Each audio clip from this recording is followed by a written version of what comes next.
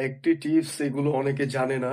তো আমি আপনাদেরকে বলতে চাই যারা একদম নতুন ফেসবুকে, তাদের জন্য এটা আমি মনে করি সুখবর হিসেবে। কারণ তারা জানে না।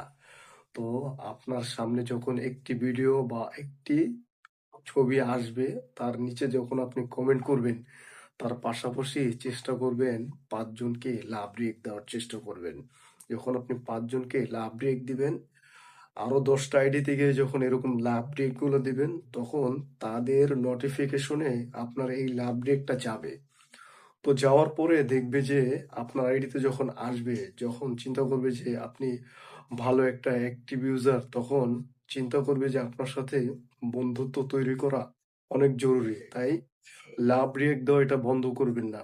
প্রত্যেকটা মানুষকে কমেন্ট করার পাশাপাশি আপনি চেষ্টা করবেন লাভ রিঅ্যাক্ট দেওয়ার জন্য। ধন্যবাদ। আশা করি কথাটা বুঝতে পারছেন গুরুত্ব সহ।